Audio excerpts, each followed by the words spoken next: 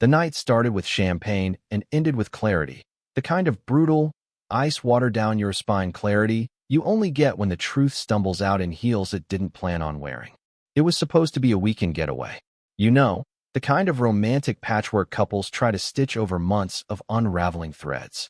We'd booked a quiet resort nestled in the hills, where the Wi-Fi barely worked and the stars pretended they still mattered.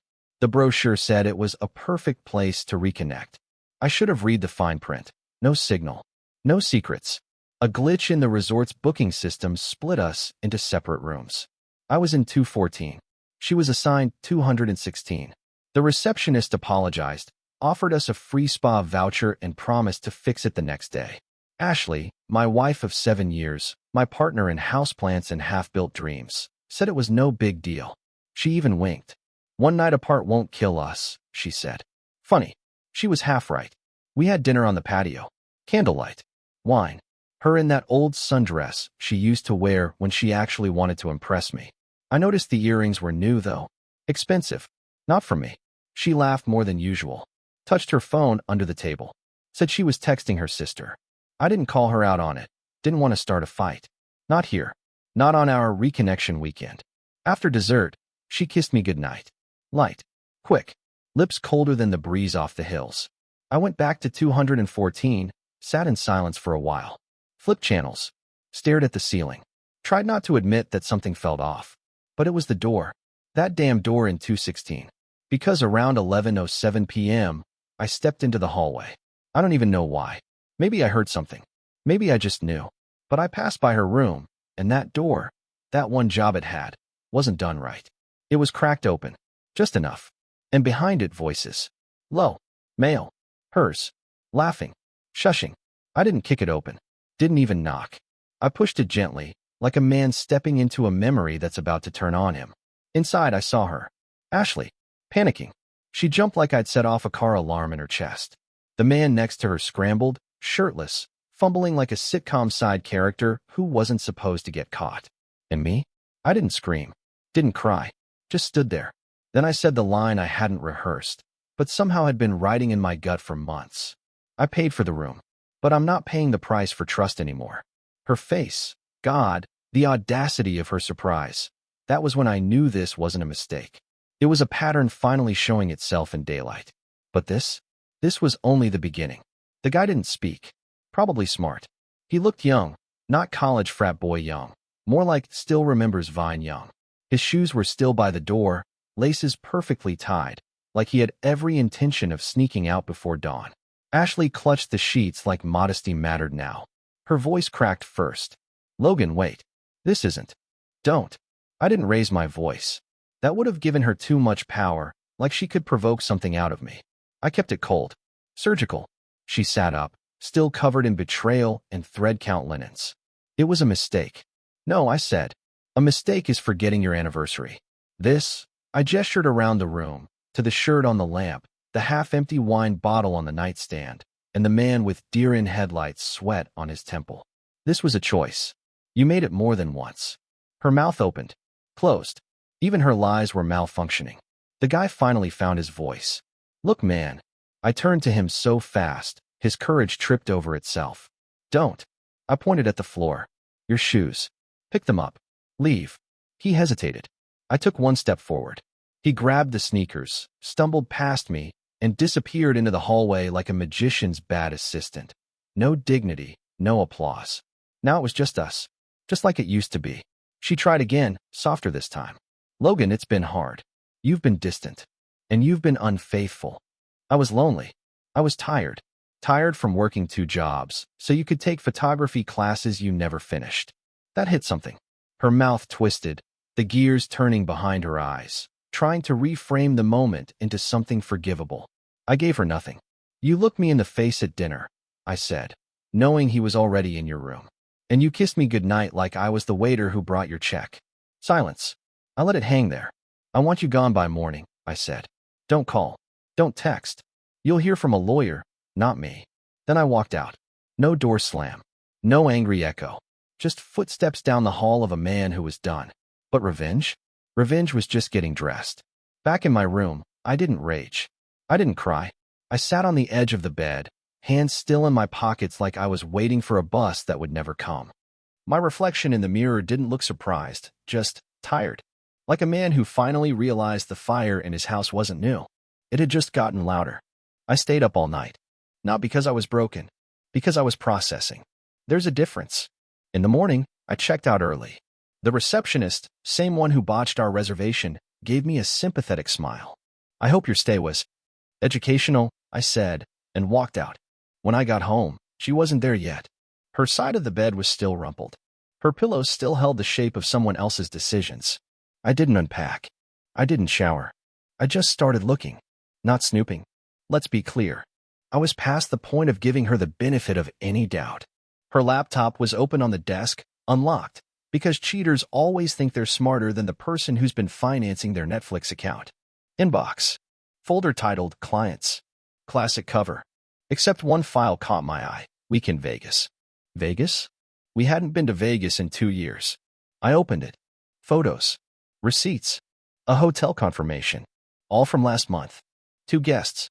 1 king bed. The name next to hers? Brent Donovan. I blinked. That wasn't the guy from the hotel. That was another one. I scrolled. Another folder. NOV conference. Different guy. Same story. And that's when it hit me. This wasn't a moment of weakness. This was a lifestyle. A habit she wore like lipstick, easy to reapply, and even easier to forget. There was one file she must have made for herself. A journal entry. Titled, Why I Deserve More. I opened it. Read every word. It wasn't about guilt. It was a justification. She wrote about how I was too stable, too safe, that she needed excitement, validation, fire. I was the man who built the house. They were the matches she kept in her purse. The last line? He'll never leave. He loves me too much to walk away. I closed the laptop, calm, numb. Then I smiled. Not because I was okay, but because she was wrong. So wrong. You ever watch a bridge burn in slow motion? Not the dramatic kind, with fire trucks and screaming crowds, no. I'm talking about the kind built on trust, love, and a few thousand Sunday morning coffees, going up in flames you can't see. The kind where the ash looks exactly like breakfast until you blink. That's where I was now. And the beautiful thing about being betrayed by someone who thinks you're blind? You get to decide when you let them know you can see. I didn't storm into her face and throw the laptop across the kitchen. No yelling. No slamming doors. That would have been too easy and too temporary. I didn't want revenge that ended in a headline. I wanted one that echoed. So I started small. First, I changed the passwords, all of them. Bank logins, streaming services, even the Wi-Fi. She'd still be able to use it, until she realized she couldn't reset anything. I removed her as a user on every joint account. Canceled her credit card extension. Quietly. No flags. Just a slow erasure. She was still living in our house. I let her. For now. She thought I didn't know. She kept walking around like the queen of casual, humming in the kitchen, asking how my day was. The kind of small talk that should have come with subtitles. Are you still too stupid to notice? I played my part. Gave her little smiles. Asked if she needed anything from the store. Once I even brought home her favorite wine. She said thanks, kissed my cheek. Sweet of you, she said. Yeah, sweet like arsenic in tea. I started planting seeds. Subtle ones. I set up a second savings account. Redirected my paycheck to it. Left just enough in the joint to keep her from noticing. Then I started moving things, small stuff. My passport. My diploma. The photo album I actually cared about. All into a box in the garage labeled Donate. She never opened it. They never check the things that aren't theirs emotionally. I started paying attention to her phone habits. Her patterns. She always took her calls on the back patio, like I couldn't see her reflection in the window. Like her voice didn't carry just enough for me to hear phrases like, I miss you too, and he's still clueless. One afternoon she left the house to run errands. Said she'd be gone an hour. I gave her 2. Then I installed a tiny camera under the desk in her home office. Motion activated. Auto-uploaded. I didn't watch it live. I didn't obsess. I was gathering intel, not torturing myself. That's the thing people don't understand about real betrayal. It doesn't make you loud. It makes you surgical. By the end of the week, I had footage of another man in my house. Different than Vegas guy. This one wore a tie, looked like a regional manager of sadness. She brought him in the back, lights dim, music playing. Same playlist she used to put on when we slow danced in the kitchen. That was the moment I knew I was done pretending, but not done planning. I made for USB drives, each one packed with screen captures, camera footage, bank transfers, and every smug message I found on her laptop, like the one where she texted her friend. Logan's sweet but simple. He's not the type to ever leave. He'd probably still fight for us if he caught me red-handed. That's the kind of man he is. Loyal to a fault. Fault? Huh? I sent the USBs anonymously. One to her boss. One to her sister, the judgmental one with a Bible verse in her bio. One to her mother. And the last? That went to her boyfriend's wife. Oh yeah. He had a family. 2 kids. A golden retriever. The whole Pinterest starter pack. I included a note. Thought you deserved to know who's been visiting your husband during business lunches. Sincerely, someone who used to believe in vows. I didn't sign it. I didn't have to. The best revenge isn't about explosions. It's about dominoes. You just give them a tap and walk away while they take care of the rest. Back at home, Ashley was still pretending the world hadn't shifted beneath her. She asked if I wanted to go to her cousin's engagement party. Sure, I said, smiling. Might be nice to be around people who believe in marriage. She didn't catch the venom. Or maybe she did. Maybe she thought I was thawing. One night later, everything detonated. Her phone rang first. Then again. Then it buzzed 5 times, fast. She picked it up, face draining like someone pulled the plug. No, she whispered. No, no, no. Then came the knock at the door. She opened it. And there she was, the other wife. Red-eyed. Holding a printout of the emails. Her hands didn't shake. Her voice didn't raise. She simply said, "I hope you rot for what you've done to my kids." Ashley stammered. I stood behind her, arms crossed, silent. The wife didn't even look at me. She just said, "Your husband? He's a better actor than you think." And then she left. Ashley turned to me, wild-eyed, mascara slipping. "Logan, I held up a hand. "You left the door open," I said. "But I opened the windows. Let the truth air out." She blinked, took a step forward. I stepped back. "Your things," I nodded toward the hall. "Already packed. Storage unit. Address is taped to your mirror." "What? You can't. This is my house too." "No," I said. "It was ours. Then you sold your half for a few nights in hotel sheets." She stood there, stunned. I walked past her, opened the front door, and said the line I'd been waiting weeks to deliver. "You said I'd never leave. You were right. I'm not leaving. You are." Then I shut the door. She stood on the porch like she'd just woken up from a dream, and the world had decided not to wait for her. Luggage stacked neatly beside her. Every zipper closed. Every bag tagged. Her reflection in the glass door stared back at her, barefaced, stunned, and, for the first time, uninvited. I watched from the window. Not with joy. Not with pity. With distance. She didn't knock. Didn't scream. Just paced, like the ground beneath her still owed her explanation. But it didn't. It never did. That was the problem. She thought permanence came without payment. That love meant no matter how many times she spun the wheel, someone would still be there to catch her when the prize didn't match her ego. But the game had changed. The wheel stopped spinning, and I'd walked off with the table. Later that night, I got a text from her sister. "What the hell did you send, Mom? Ashley's having a meltdown. Are you proud of yourself?" I didn't respond. I just muted the number. The thing about people who defend cheaters? They're rarely defending love. They're defending familiarity, routine, reputation. And the moment you disrupt that, they don't see justice, they see inconvenience. Let them. The next morning, I drove past our correction, my house, and saw her car gone. Just like that. Poof. Like a bad decision slinking out of town in a rented Hyundai. I should have felt something. Regret. Relief. Even satisfaction. But all I felt was done. Like someone who'd been stuck in a dream where the floor kept giving out, only to finally wake up on solid ground. I went back to work the next day. Normal suit. Normal coffee. The receptionist didn't ask about the weekend. She just handed me my mail like it hadn't all collapsed. Funny how life doesn't stop for heartbreak. It just schedules meetings around it. My assistant, Denise, smart, sharp, a woman who could smell nonsense 2 floors away, knocked on my door around lunch. "Hey, you good?" I looked up from my emails. "Honestly? Yeah." She narrowed her eyes. "Like good? Or fake man good where you're dying inside but still managing to file expense reports on time?" I chuckled. Somewhere between dignified detachment and petty joy. She raised her eyebrows. "Should I be concerned?" I leaned back. No, but someone else should be. That night, I got a call from a blocked number. I let it ring. Then again. Then voicemail. Her voice came through the speaker, cracked and frantic. Logan, please. Everything's falling apart. Brent's wife filed for divorce. My job, my boss saw the emails. HR wants to meet tomorrow. I don't know what to do. I didn't think it would get this bad. She sniffled, waited, then added, I miss you. I ended the message before it finished. Not because I couldn't listen, because I didn't have to. You know how people say you can't lose someone who's already gone? They're wrong. You can lose them, but not all at once. Piece by piece. Word by word. Until the only thing left is a version of you they used to count on. And that version? Dead. Buried. Marked, do not resuscitate. By Friday, her HR meeting became public knowledge.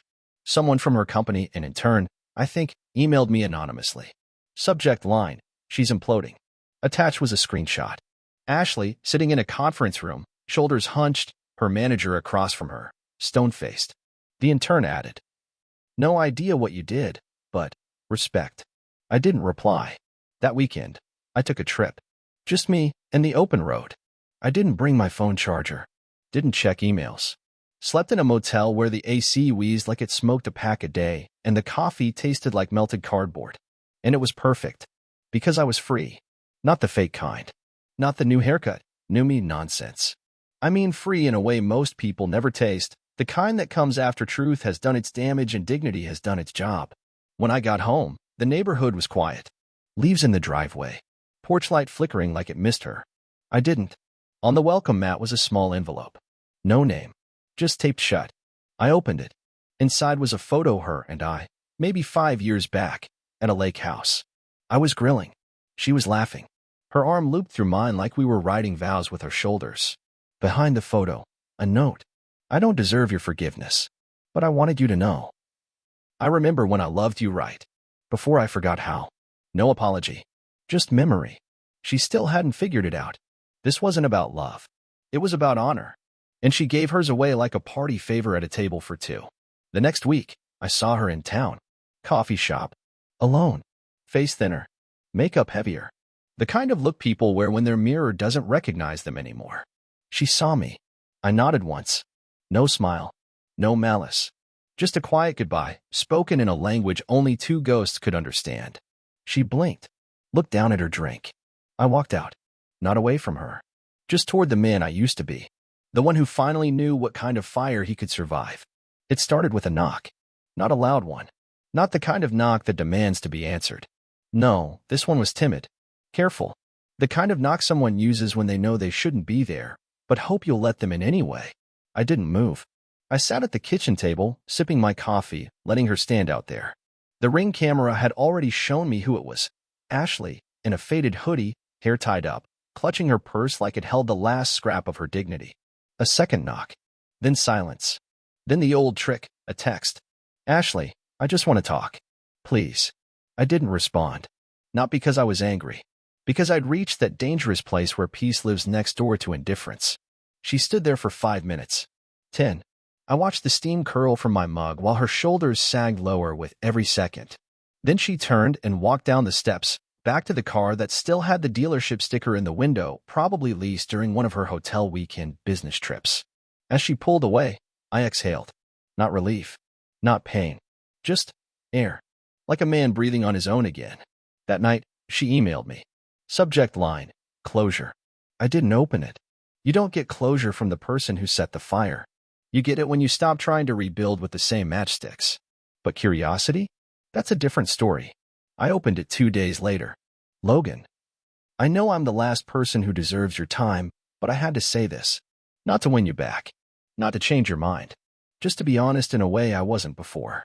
I messed up. I know that sounds small compared to what I did, but I don't have better words. I broke something that was good, not perfect, but good, because I wanted more. I told myself I was searching for freedom, but the truth is, I was just selfish. I thought I'd always have you in my corner. I never imagined you'd walk away. And now that you have, I finally understand what I lost. Not a man who made me feel safe. A man who made me feel seen. A man who would have fought for me, had I been worth the fight. You were. I wasn't. I'm sorry. Not just for cheating, but for thinking you'd never stop loving me. I hope you find someone who doesn't make you feel like an option. Ashley. I read it once, then archived it. Some apologies come too late. Some aren't meant for healing. They're just pain wrapped in punctuation. And I wasn't in the business of nursing broken things back to life. A few days later, mutual friends started crawling out of the woodwork. First was Kevin. Always neutral. Always playing Switzerland even when the bombs drop. He invited me to lunch, just to catch up. We met at a diner. Casual spot. Booths with red leather seats and a jukebox that hasn't worked since 2003. We talked shop, sports, surface-level stuff. Then, halfway through his burger, he cleared his throat. So, she's not doing great. I didn't respond. He pushed the plate away, like it helped his point. I mean, I'm not saying you should do anything. I just thought you should know. I folded my napkin. She's not my problem, Kevin. He nodded slowly. Yeah, I figured. Just thought maybe, if you still cared, you'd want to know. I looked him dead in the eye. Caring and going back aren't the same thing. He didn't bring her up again. That weekend, I saw her again. Grocery store. Aisle 7. She was staring at a can of soup like it held the secret to happiness. Her face looked thinner. More real. I almost walked past her. Almost. But she looked up, and we locked eyes. There was no smile. No dramatic music. Just a second of shared history, and then silence. She took a step toward me. I held up a hand. Don't, I said gently. Her lip trembled. I'm not here to fight, she said. I know. I just miss talking to you. I nodded once. But the thing is, Ash, when trust breaks, talking doesn't glue it back together. It just makes noise. She blinked, swallowed. Can we ever be anything again? Friends, even? I shook my head. I don't hate you, I said. But I don't know who you are anymore. And I've already buried the version of you I loved. She opened her mouth, then closed it. And just like that, aisle 7 became a graveyard. Not for us, but for the lie that we could ever go back. That night, I sat on the porch with a beer and a jacket zipped up to my chin. Cold wind. Clear sky. I thought about everything. The trip. The door.